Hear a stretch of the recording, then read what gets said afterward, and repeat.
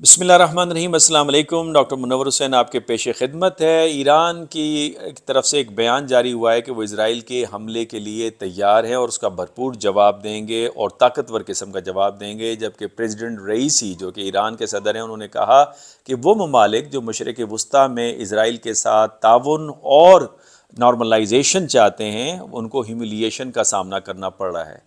مغربی ممالک دوسری طرف G7 کے پلیٹ فارم سے ایران پر مزید اکنامک سینکشنز یا معاشی پابندیاں عائد کرنے کا عندیہ دے رہے ہیں، اور اسرائیل نے کہا ہے کہ اس نے فیصلہ کر لیا ہے کہ وہ ایران کے حملے کا بدلہ ضرور دیں گے۔ اس حوالے سے جرمنی کے فارن منسٹر اینالینا اور ڈیوڈ کیمرون جو کہ وزیر خارجہ ہیں برطانیہ کے، انہوں نے وزٹ پے کیا اسرائیل کا اور انہیں پروڈنٹ ریسٹرینٹ کا مشورہ دیا کہ اس طرح کے حملوں سے گریز کریں، لیکن اسرائیلی وزیر اعظم نے جو ان کو جواب دیا اور ایک آفیشیل اسٹیٹمنٹ جاری کی، وہ آفیشیل اسٹیٹمنٹ یہ ہے کہ Israel will reserve the right to protect itself. سوال یہاں پہ یہ پیدا ہو رہا ہے کہ بار بار اسرائیل کے وزیر اعظم نیتن یاہو حملے کا بدلہ لینے کی بات کیوں کر رہے ہیں؟ اس کی 3-4 وجوہات ہیں جو میں آپ کے سامنے رکھنا چاہتا ہوں۔ پہلی وجہ یہ ہے کہ اسرائیل کا جو دفاع ہے اس کو ناقابل تسخیر بنانا، جو کہ اس پہ اب کئی سوالات اٹھ کے کھڑے ہو گئے ہیں ایرانی حملے کے بعد، اور پھر ایرانی میزائل کا اسرائیل کے سب سے بڑے ہوائی اڈے کے اوپر گرنا، اس سے اسرائیل کا جو دفاعی نظام ہے اس کی جو ایک سائیکولوجیکل اس کا جو اثر تھا وہ زائل ہو چکا ہے۔ لہٰذا اسرائیل اب یہ چاہتا ہے کہ محدود پیمانے کے اوپر کارروائی کر کے بڑی جنگ سے بچتے ہوئے اپنے اس نفسیاتی اور سیاسی جو برتری ہے، عسکری برتری ہے، دفاعی برتری ہے، اس کو قائم و دائم رکھے۔ اس حوالے سے امریکہ نے کہا یہ جا رہا ہے کہ ایران سے رابطہ کیا اور کہا کہ وہ خود جگہ منتخب کرے جہاں پہ اسرائیل محدود طریقے سے حملہ کرے، جس کو اسرائیل نے منع کر دیا اور کہا کہ ہم 1000 میزائل سے اس کا جواب دیں گے۔ اس حوالے سے امریکہ نے اسرائیل کے اس حملے کو کامیاب بنانے کے لیے کہا یہ جا رہا ہے، دوسری طرف رپورٹس یہ ہیں کہ سعودی عرب اور UAE سے بھی رابطہ قائم کیا کہ وہ اپنی فضائی حدود کی اجازت دیں، جہاں سے ان کو خاطر خواہ جواب اب تک نہیں مل پایا۔ دوسرا جو اس کے اندر اہم ترین جو وجہ ہے جس کی وجہ سے نیتن یاہو بار بار کہتے ہیں کہ وہ حملہ کریں گے اور حملے کا جواب دیں گے، اس کی اصل وجہ سیاسی کرائسس ہے جو کہ وہ فیس کر رہے ہیں اسرائیل کے اندر۔ نیتن یاہو اندرونی طور پہ اندرونی سیاست میں تقریباً فنا ہو چکے ہیں، اور ان کی جو ساتھ دینے والی جو سیاسی پارٹیاں ہیں جس میں رائٹ ونگ ہے، اسپیشلی فار رائٹ ونگ، انہوں نے دھمکی دی ہے کہ اگر آپ اسرائیل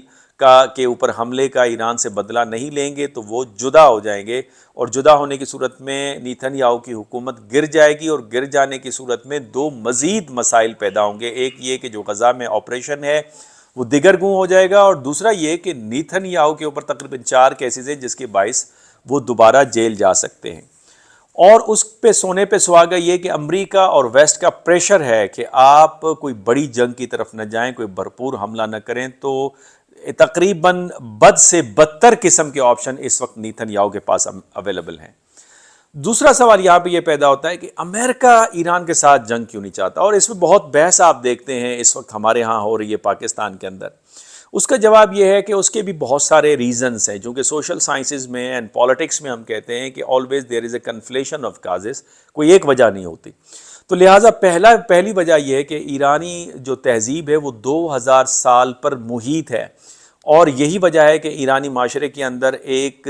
سماجی ہم آہنگی اور سیاسی ہم آہنگی، جسے پولیٹیکل اینڈ سوشل کوہیسونیس کہتے ہیں، وہ پائی جاتی ہے، اور ان کے اندر غدار نہیں پائے جاتے جس طرح سے دوسرے ممالک کے اندر پائے جاتے ہیں۔ یہی وجہ ہے کہ جارج سورو نے یوکرین کے اندر انقلاب کے ذریعے سے ایک رجیم چینج تو کی جس کو گرین ریولوشن کہتے ہیں، لیکن ویلویٹ ریولوشن کی ان کی کاوشیں ایران کے اندر ناکام نظر آتی ہیں۔ دوسری جو اہم وجہ ہے، امریکہ کا ایران پرانا ساتھی رہا ہے۔ میں نے یہ بارہا بات کی ہے کہ 1960s اور 70s میں امریکہ کی ٹوین پلر اسٹریٹجی تھی جس میں ایران اس کا ہم نوا تھا، اور یہی وجہ تھی کہ پاکستان اور ایران کی قربتیں بھی تھی شاہ آف ایران کے وقت میں، چونکہ ہم ویسٹرن اسپانسرڈ الائنسز کے اندر، ملٹری اینڈ سیکیورٹی الائنسز کے اندر پارٹنر تھے۔ تیسری اہم وجہ، جو سب سے اہم وجہ ہے، وہ ایرانی طاقت ہے۔ اب ایرانی طاقت کا اگر آپ موازنہ کریں، پہلی بات تو یہ کہ وہ اس خطے میں مشرق وسطیٰ میں ترکی کے بعد دوسرا بڑا طاقتور ملک ہے۔ 5,87,000 اس کی ایکٹیو فورس ہے، اس کے علاوہ 2 لاکھ ان کے پاس ریزرو فورسز ہیں۔ حماس جو اس کی پراکسی ہے 40,000 کی تعداد ان کی بتائی جا رہی ہے، حزب اللہ کی 1 لاکھ سے زائد ان کی تعداد بتائی جا رہی ہے، حوثیوں کی اگر آپ دیکھیں تو 1.5 لاکھ سے زیادہ ان کی فورس ہے۔ تو اس طرح ملا کے تقریباً 1 ملین یعنی 10 لاکھ سے زیادہ ان کے پاس لڑاکو موجود ہیں۔ دوسرا اہم وجہ طاقت کا، ان کے پاس نیوکلر بامب ہو سکتا ہے۔ یہ ویسٹ کی ایسٹیمیٹ وہ کر رہے ہیں، ان کی ایسٹیمیشن یہ اندازہ یہ ہے، اور ماضی میں اس میں کئی آرٹیکل بھی لکھے جا چکے ہیں، لیکن اب آسٹریلیا کے ایک رسالے میں ایک آرٹیکل پبلش ہوا ہے جس کے مطابق وہ کہتے ہیں کہ آج کے دور میں اگر کوئی ارب پتی ایٹم بم بنانا چاہتا ہے تو اس کو صرف 5 سال کا عرصہ درکار ہے اور $1 بلین۔ تو کیا ایران کے پاس $1 بلین نہیں ہوگا؟ اور اتنا عرصہ جو اس نے گزارا ہے اس کاوشوں کے اندر، کیا وہ کافی نہیں تھیں؟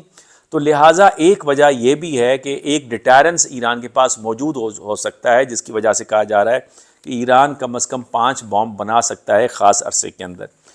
تیسری طاقت کی جو وجہ ہے اس کا تیل کے ریزروز ہے جو دنیا میں تیسرے نمبر پہ، پہلے نمبر پہ وینزویلا ہے جس کے 24.4% اس کی دنیا کا تیل اس کے پاس ہے، دوسرے نمبر پہ سعودی عرب ہے جس کے پاس تقریباً 21% اور ایران کے پاس 17% ہے، اور دنیا کے تمام ممالک ایران سے تیل خریدنا چاہتے ہیں۔ اور چوتھی اہم وجہ جو ہے چین اور روس کی حمایت ہے ایران کو۔ روس نے تو کہا یہ جا رہا ہے کہ S-400 میزائل سسٹم بھی دیا ہے، کچھ جیٹ فائٹرز بھی دیے ہیں، اور جدید جو الیکٹرانک وارفیئر سسٹم ہے جو تہران کے ارد گرد بھی نصب کر دیا گیا ہے وہ بھی انہیں پرووائڈ کیا ہے، جبکہ سفارتی محاذ پہ چین ایران کی حمایت کر رہا ہے۔ یہی وجہ ہے کہ چین کے وزیر خارجہ نے